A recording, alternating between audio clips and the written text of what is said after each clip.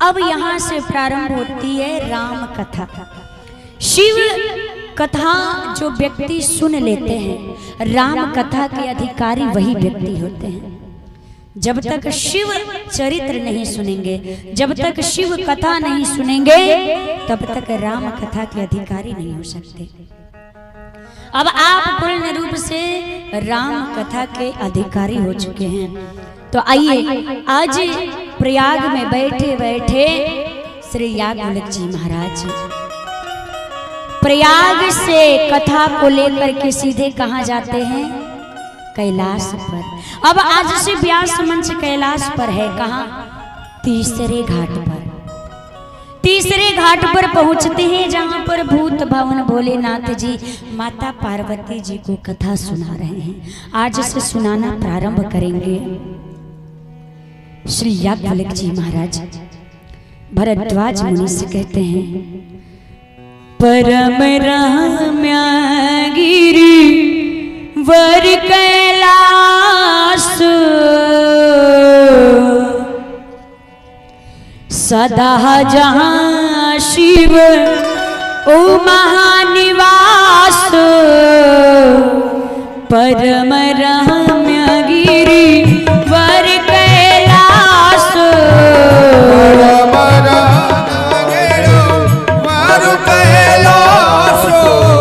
सदा जहां शिव उमा निवास। शिव उमा निवास तेहि गिरि पर्वत बिटप विशाला। तेहि गिरि पर्वत बिटप विशाला। तेहि गिरि पर्वत बिटप विशाला। तेहि गिरि पर्वत बिटप विशाला। नित्य तन सुंदर सब काला। नित्य नूतन सुंदर सब काला। नित्य नूतन सुंदर सब काला। नित्य नूतन सुंदर सब काला। एक बार तेहि कर प्रभु गाया। एक बार तेहि कर प्रभु गायाओ। एक बार तेहि कर प्रभु गाया। एक बार तेहि कर प्रभु गायाओ।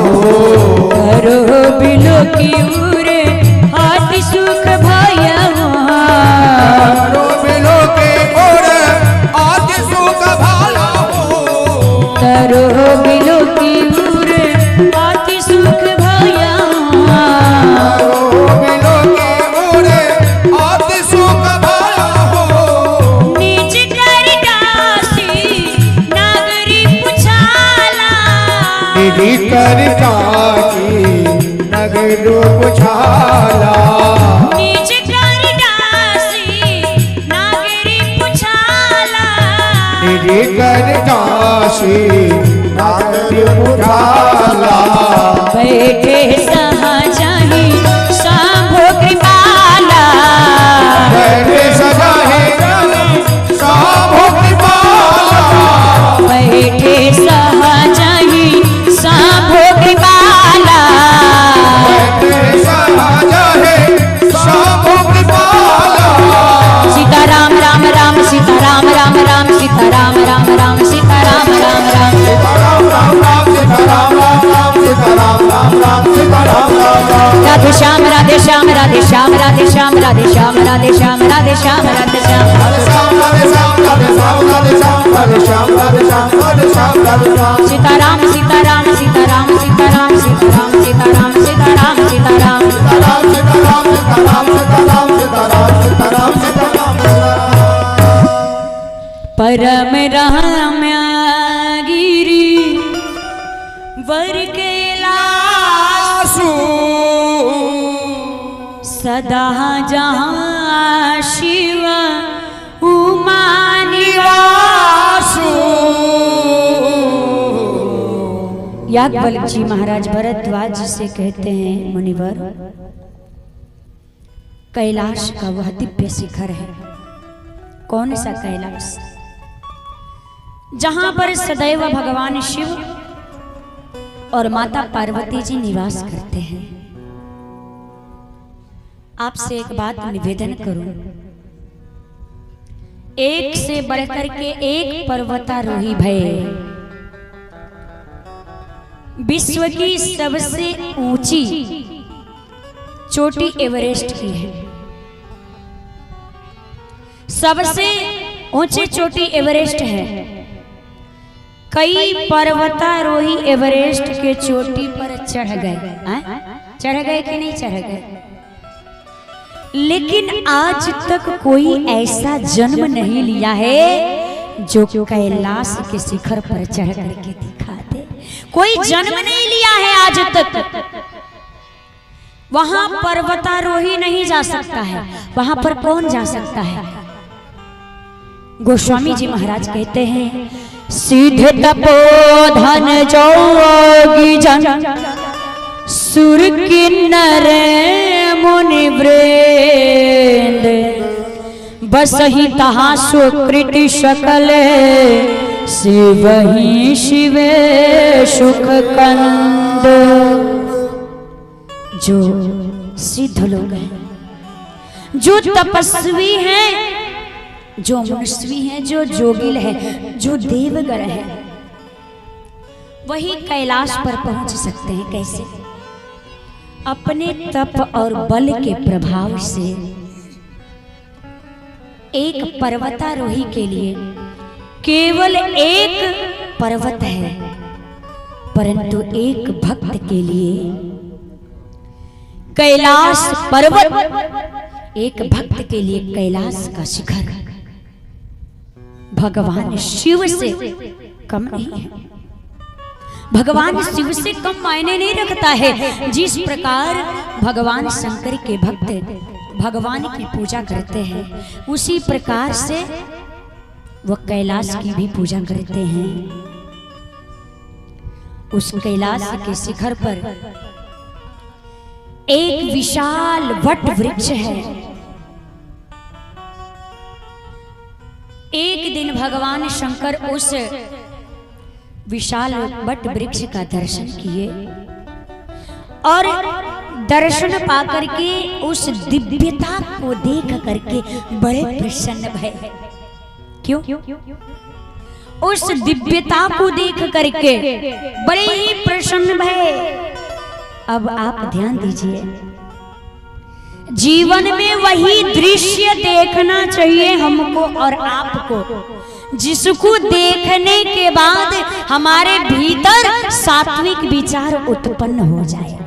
ऐसा दृश्य कभी नहीं देखें जिसको देखने के बाद हमारे मन में विकार उत्पन्न हो जाए। हमको और आपको हमें क्या देखना है, क्या नहीं देखना है, ये हमको और आपको स्वयं ही तय करना होगा। कोई विदेश से तय करने के लिए लोग नहीं आएंगे, कोई दूसरा तय करने नहीं आएगा। क्या देखने से मन में विकार उत्पन्न होगा और क्या देखने से मन में सात्विक विचार आएगा, ये निर्णय हमको और आपको स्वयं ही करना पड़ेगा। भगवान शंकर विशाल वट वृक्ष का दर्शन किए और उस दिव्यता का दर्शन पाकर के एकदम प्रसन्न भय। गोस्वामी जी महाराज कहते हैं, नित्य नूतन सुन दर सब काला। ये जो वृक्ष है ना प्यारे, ये सदैव नवीन बना रहता है। क्यों नवीन बना रहता है? क्योंकि भगवान शंकर उस वृक्ष के नीचे बैठ करके प्रतिदिन भजन करते रहते हैं। भगवान के भजन के प्रभाव से उस वृक्ष में नवीनता बना रहता है। तो आप कल्पना करिए कि भजन के प्रभाव से यदि वृक्षों में नवीनता बन सकता है तो क्या भजन के प्रभाव से हमारे और आपके भीतर नवीनता नहीं आ सकता है? बिल्कुल आ सकता है, परंतु लोग भजन करना ही नहीं चाहता है। इसलिए भाई कुभाई अनख आलस हूँ, नाम जपत मंगल दिशी दसो हूँ। किसी भी प्रकार से उल्टा सीधा भगवान का नाम जपने का स्वभाव बनाइए, भगवान के नामों का सुमिरन करते रहिए। चाहे जिस प्रकार से नाम निकल करके आए, नाम लेने का स्वभाव बनाइए। नित्य नूतन सुंदर सब काला। भगवान शंकर बाघंबर अपने हाथों से लेकर के आए और वहां पर बिछा दी और बैठ गए। शिव जी यहां पर संदेश देना चाहते हैं। देखिए, शंकर जी के पास कितने सारे गढ़ हैं। अगर वो चाहते तो अपने किसी भी गढ़ को आदेश दे सकते थे कि मेरा बाघंबर लेकर के आओ, बिछाओ, मैं बैठूंगा। आदेश दे सकते थे ना, परंतु उन्होंने स्वयं ही अपने हाथों से लाया और बिछा करके बैठ गए। शिव जी संदेश देना चाहते हैं, यदि जीवन में स्वावलंबी बनना है ना प्यारे, तो किसी पे आश्रित मत रहिए, किसी के भरोसे पे मत रहिए। अपना काम स्वयं ही करिए। निज कर डासी नागरी पुछाला,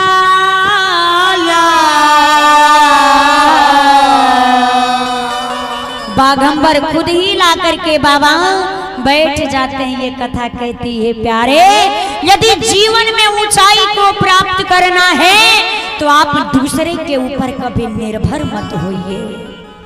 दिव्य स्वरूप है भगवान शंकर का। एकदम मुस्कुराते हुए भगवान जब बैठते हैं एकदम मुस्कुराते हुए। कहीं भगवान को टेंशन में देखते हैं आप लोग फोटो में? कहीं फोटो बनता है चाहे शंकर जी का, दुर्गा जी का, राम जी का, श्याम जी का, किसी भी देवता का, आप कभी भगवान को टेंशन में देखते हैं? नहीं ना। और आप लोग ये 3 घंटा जो बैठते हैं कथवा में, तनी मोबाइल उठा के अपना फोटो देख लीजिएगा। बाप रे बाप, लगता है कि दुनिया का विपत पड़ गया है। कोई गोरवर ऐसे करके बैठ जाता है, कोई ऐसे फैला के बैठ जाता है। अरे राम हो राम, पढ़ले राम कुकुर के पाले, अधैले पोंछ पटकले खाले। ऐसा बैठते हैं कि का बताऊं। तो 3 घंटे की बात है। नहीं तो हंसते हंसते मुंह दुख जाता होगा तो वो बताइएगा, चुपचाप मुंह आंख बंद कर लीजिए। अगर हंसते हंसते सोचेंगे 3 घंटा कैसे हंसते हुए रहें, तो आप आंख को बंद कर लीजिए और चुपचाप बैठ जाइए। हंसने का काम ही खत्म।